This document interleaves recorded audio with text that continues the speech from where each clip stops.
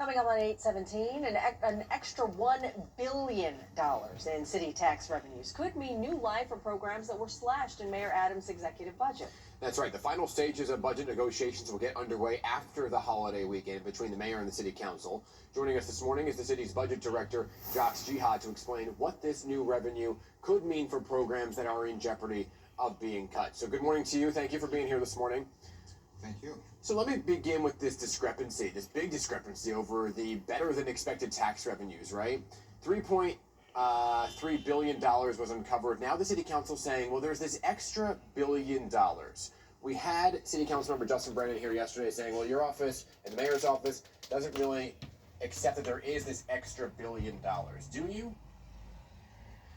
We all wish there is more revenues so that we could invest more in New Yorkers. But at this point in time, there is no reason for me to believe, based on the information, the data that we're seeing, that there is an additional $1 billion in revenue. We are working with the City Council as we move toward adoption, to adapt the city's budget. Trying to get an on-time budget. We have agreements on a number of funds. And as we prioritize those initiatives that we have agreement on, we will find the resources necessary to fund those critical projects. Now, your office actually said the additional funds are due to a strong fiscal management. As Dan mentioned, Finance Chair Justin Brennan was on the show yesterday. Let's listen to what he said about how these newfound funds were found. In order to have a real serious negotiation, we have to at least be agreeing on how much money is there. So when we sit down at the table, we have to all be operating on the same set of facts. And the council just put out a new forecast that again shows what everyone else has been showing, except for the mayor's side, that the money is there. So we sit down and say, look, here's where the money is. The resources are available. We know we're all looking at, it's not like we're looking at different sets of numbers, right? We're looking at the same tax receipts that the mayor's people are. What do you think about what he had to say? Again, as I said, we all wish there is additional revenues because we all want to invest more in New Yorkers.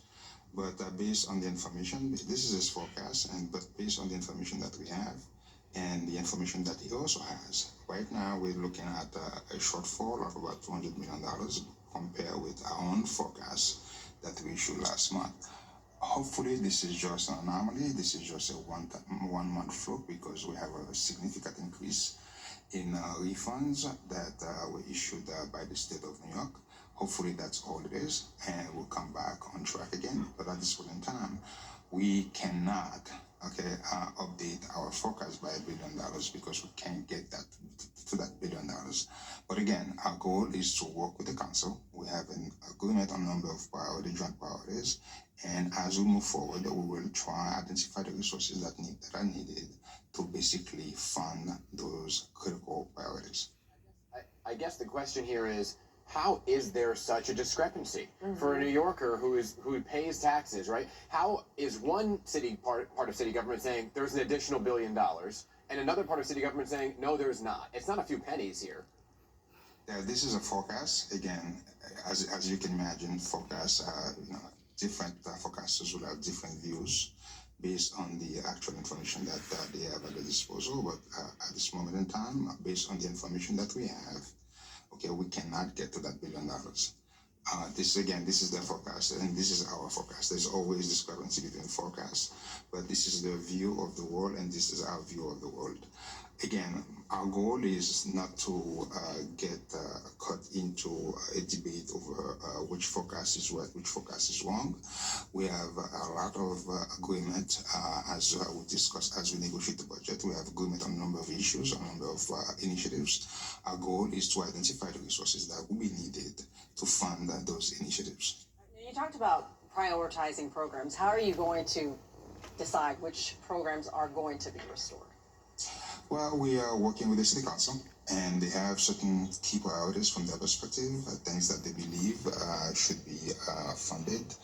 And we also have things that we believe should also be funded. So as part of the negotiation, we will come to an agreement on the shared priorities. And as I said, as we identify those resources, and if there are more resources available, we are more than happy to recognize those resources. And so we could basically try to begin to restore a lot of the initiatives that are Yeah. very critical for New Yorkers. Let's break some of those down because parents were rallying on the steps of City Hall yesterday demanding more funding for libraries. So let's start with the libraries first and foremost, right? As you look at it right now, will the library funding be restored as you look at it? It's a top priority for so many so that you don't have to cut service on the weekends.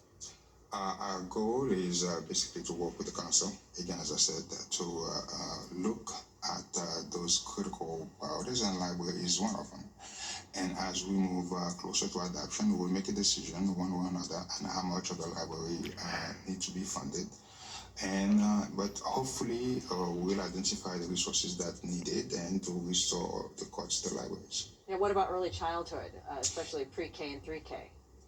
Early childhood education for 3Ks, as you can imagine, this is a program, a project initiative that is very, very, very important to the administration. So important for the administration that, as you know, the large part of that program is funded by federal stimulus tax dollars. So what we did is basically find resources, city resources, because the federal stimulus dollars are going away, and as a result, a big chunk of that program will also go away. So what we've done, what we did is we find resources, city resources to backfill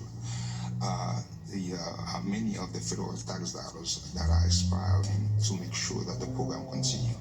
So again, as I said, this is a critical program. We know it's very important for New Yorkers, and we are working with the city council to add resources so that to make sure that everybody, all families in New York knows that we have seats that are available. Currently, we have about 23,000 available seats. Our job is to do a major outreach campaign. We're adding resources, about $5 million to the budget to do an outreach campaign with working with the city council to target those areas where we have available seats so that family knows that there are seats that are available so they could take advantage of those seats. Yeah, as we know, every child gets a seat, but some families are saying there are no seats available in their specific district. So it's great there are seats in other districts, but they don't have them in theirs. To be continued for sure. Appreciate you being here this morning. Keep us posted on the negotiations, okay? Will do. Thank you very much. All right. 824. And we'll be right back.